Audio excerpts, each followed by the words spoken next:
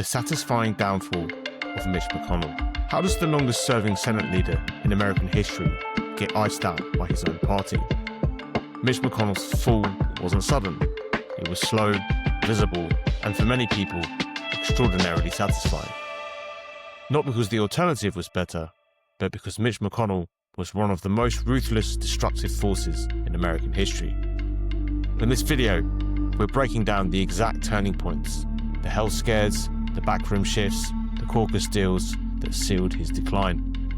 And by the end, you'd understand why this isn't just the collapse of one politician, it's a warning for the next GOP era. Let's start with the definition. What do we mean by downfall? A downfall isn't losing a seat, it's losing power. Mitch McConnell kept his title for a while. He kept his Senate seat, he kept his staff, his office, his routine. But he lost control of his caucus, control of the agenda, influence over nominations, owner leverage, and most importantly, the perception that he could still bend Washington to his will. He went from iron fist floor general to one vote among 100. That is what downfall looks like. Before the miscalculations and before the health scares, before Trump rewired the GOP, it is important to understand the Mitch McConnell who dominated Washington for more than a decade. This was the era when he called himself the Grim Reaper, not out of irony, but pride. The filibuster wasn't a tactic, it was a governing philosophy. Major bills died on his desk, election security legislation stalled, and he vowed to make Barack Obama a one-term president. And for a long time it worked. He outmaneuvered rivals, kept his caucus disciplined, delivered a conservative Supreme Court, and became the most effective Senate leader in modern Republican history. His caucus feared him, his donors depended on him, and Democrats despised him, and the conservative legal movement owed him everything. This was the peak of McConnell's power, the version of him his own party would eventually turn on. These are the moments that cemented McConnell's legacy: blocking Merrick Garland in 2016, rushing Amy Coney Barrett through 8 days before the 2020 election, calling the court his most consequential achievement. These weren't mistakes. They were the highlights of his strategic power, proof that McConnell, more than anyone else in Washington, could bend the Senate to his will. But they also marked the end of an era. The Republican Party he had mastered was changing under his feet. Base, driven by Trump, cared less about procedural victories and more about personal loyalty, grievance, and spectacle. McConnell's style of politics didn't fail. The party simply evolved into something that no longer valued it. This is the turning point that Mitch McConnell never recovered from. After January 6th, McConnell said Trump was practically and morally responsible for the attack, and then, in a supreme act of cowardice, voted to acquit him. 10 more GOP votes would have disqualified Trump from office forever, and had McConnell used even a fraction of his former influence, he could have rallied the caucus. But instead, he saved Trump's political life and ended his own relevance.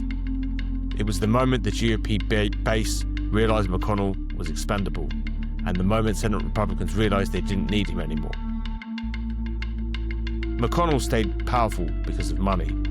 His donor network, leadership PAC, super PACs, dark money groups could reshape a Senate race overnight. His approval numbers never mattered. His fundraising did. That system kept him strong long after his political instincts began to dull. But without fear and loyalty from his caucus, money alone couldn't save him. This is the contradiction at the heart of Mitch McConnell's career. He opposed the Affordable Care Act, despite its enormous expansion of health coverage in Kentucky. He fought wage increases and benefits in a state desperate for them, and he remained one of the most unpopular senators in the country. Kentucky benefited from policies McConnell hated, and paid the political price for policies he pushed. That tension between his state's needs and his national ambitions eroded his standing even more among Republicans back home. One clip can rewrite a narrative. The 2023 concussion, the freezing episodes on camera, and finally the hallway fall on October 16, 2025. These moments accelerated the story the caucus already suspected. McConnell wasn't feared anymore. He was fading, and once the aura of invincibility cracked, he never came back. The beginning of the end wasn't a vote. It was the boos at the 2024 Republican National Convention. McConnell's era ended with a leadership election in which John Thune was chosen as his successor, and an aggressive MAGA-backed effort by Rick Scott challenged the establishment path. In that moment, the split McConnell had managed for a decade between the GOP establishment and the base finally caught up with him. By 2025, McConnell was voting on principle, but principles weren't enough.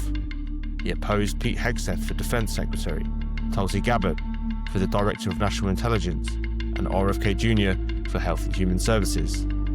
All were confirmed anyway. His no votes had no followers. Trump mocked him publicly. He was no longer a leader, just a dissenting voice. On February 20th, 2025, McConnell announced he wouldn't run again in 2026. He would serve out his term until January 2027, focusing on defense and Ukraine, even as his party moved in the opposite direction. He set his end date, but not the terms. He leaves the Senate a reduced figure, a caricature of the man who once ruled it with ruthless efficiency. These moments feel satisfying because they complete the full arc of McConnell's career.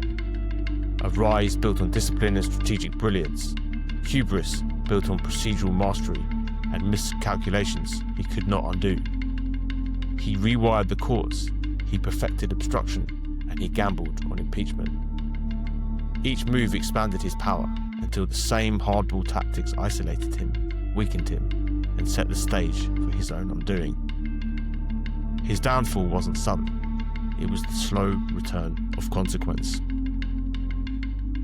From architect to outcast, McConnell built the modern Senate only to leave it weaker, more chaotic, and far less functional than the chamber he inherited. And here's the irony. After trashing him publicly, Republicans now find themselves without the one person who actually understood how the game worked.